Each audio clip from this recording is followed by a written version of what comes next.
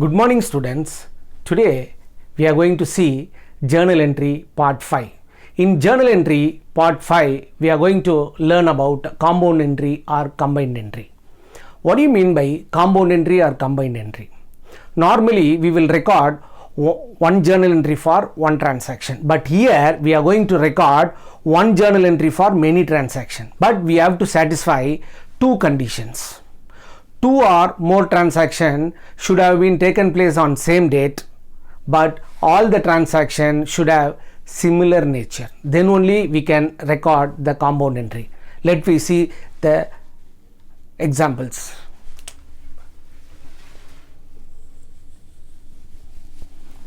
On 6/4/2016, there are three transactions taken place. Transaction number 1, salary paid. Transaction number 2, rent paid. Transaction number 3, insurance paid. So all the transactions taken place on same date and all are expenses, that is similar nature. So we need not to record the individual entry. Instead of recording the individual entry, we can record one entry for all the entry, that is called a compound entry. How we can record? Look at the board now. So we can write salary account debtor 3000,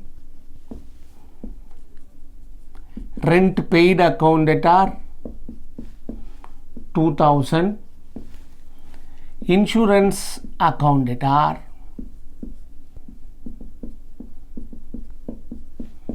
4000, to cash. The total debit how much? 5,900, total 9,000. Narration, sundry payments. Normally we will record one journal entry for one transaction, but here for three transactions we recorded one journal entry, that is called compound entry. Next, on 9th, before learning about this transaction, we should know the meaning of trade discount and cash discount. What is trade discount? Trade discount is a discount given by manufacturer to the customer called a trade discount to increase the sales, which is not shown in the books of accounts. Cash discount is a discount allowed by creditor to the debtor for quick payment called cash discount. That cash discount can be recorded in the books of accounts. Now we are going to deal with the cash discount. Listen carefully. Date of transaction 9th. On 9/4/2016, paid to Radha. What entry will record? Radha account debtor to cash. Radha account debtor to cash. Paid to Radha 49,500. What entry we will record? Radha account debtor to cash. Then we received discount. Discount is a nominal account, credit all incomes and gains. So discount received is an income, it should be credited. So total cash paid 49,500, discount 500, the total value of the transaction 50,000. Narration, paid to Radha in full settlement.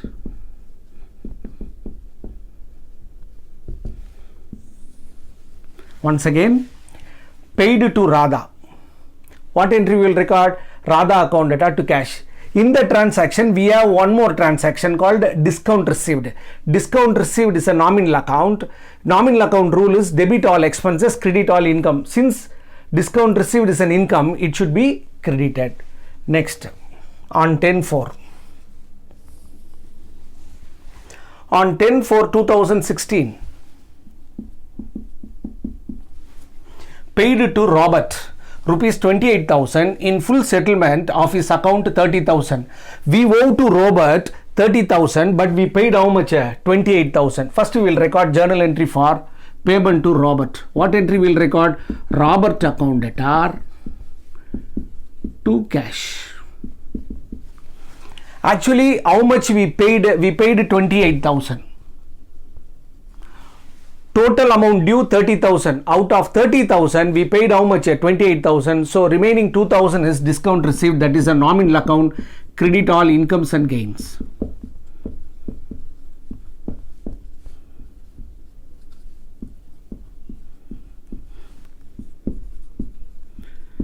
Paid to Robert in full settlement. Once again, paid to Robert 28,000 in full settlement of his account. How much? 38,000. Actually, we owe to Robert 30,000, but we paid how much? 28,000, but the account is settled. So we received discount how much? 2,000 rupees. What entry will record? Paid to Robert, Robert account data to cash. Robert is a personal account. From us, what is going out? Cash. Cash is a real account. Credit what goes out. Then discount, we have how much? 2,000. Discount received is a nominal account. Rule is debit expenses, credit income. Discount received is an income, it should be credited. Yes. Next transaction. On 12/4/2016, received from Raja. What entry we will record? Cash account data to Raja. Cash account data to Raja. Received from Raja. How much? 9,800. What entry will record? Cash account data to Raja. Okay. Discount allowed. Discount allowed is a nominal account. Discount allowed is a nominal account. Debit all expenses and losses. So we are giving discount to Raja. So it is an expense. So it should be debited. So cash account debit. Discount allowed also debit. So we paid how much? 9,800. Discount allowed 200. So total settlement value 10,000. Now received from Raja. Once again I am repeating. Listen carefully. Received from Raja. What entry will record? Cash account data to Raja. Discount allowed is a nominal account. Debit all expenses and losses. So discount allowed should be debited. Next. On 15th. On 15th, received from Somu. What entry will record? Cash account data to Somu. Received from Somu rupees 8,500 in full settlement of his account of how much? 9,000. Actually, Somu owed to us 9,000, but he paid how much? 8,500, but that Somu account settled. So how much we allowed discount? 500. Discount allowed is a nominal account. Debit all expenses and losses. Here also discount allowed debited. So how much we received? 8,500. Discount allowed 500. So total settlement value 9,000. Received from Somu. Once again, received from Somu. What entry will record? Cash account data to Somu. Actually, he owed us how much? 9,000, but he paid 8,500, but account is settled. So we are allowing discount how much? 500. So discount allowed is a nominal account. Debit all expenses and losses. Next. 18/4. Very important. In this transaction, we are going to learn about bad debts. What do you mean by bad debts? Bad debts is an amount not recoverable from sundry debtor. Irrecoverable. Irrecoverable means not recoverable from sundry debtor, termed as a bad debts. It is a loss to the business. Bad debts is a nominal account. Now listen carefully. Lokesh, our customer, who owed us 10,000. Lokesh, our customer, he owed us 10,000. But he can pay 20 paise in a rupee. 20 paise in a rupee. Paise in a rupee means percentage. So he can pay how many percent? He can pay 20%. So how much he cannot pay? 80% he cannot pay. So 20% we will receive payment. 80% we should write off as bad debts. So now for this entry is, we are receiving money from Lokesh. So cash account data to Lokesh. How much we are receiving? 20% we are receiving. How much we cannot receive? 80%. That we call it as bad debts. Bad debts is a nominal account, debit all expenses and losses. So 10,000, 20%, 2,000 rupees collection, 8,000 rupees written off as bad debts.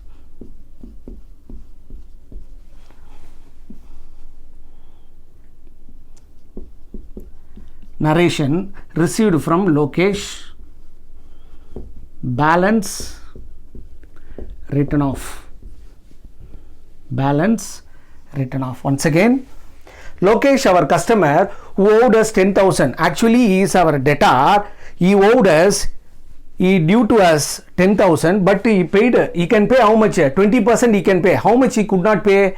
80%. So how much he is paying? 20% is cash received. Remaining 80% is loss to the business, termed as bad debts. Then the total value of the Lokesh 10,000. Then last transaction, it is not a compound entry. Last transaction, it is not a compound entry. Now we are going to learn one new item called bad debts recovered. What is bad debts recovered? In the earlier years, some value of debtor was written off because of many reasons, because of insolvency, that we can recover now. That is called bad debts recovered. Bad debts recovered is a nominal account.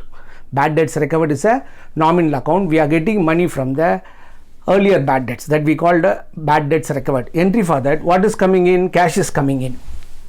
So cash account debtor. Bad debts recovered is a nominal account. Credit all incomes and gain. So to bad debts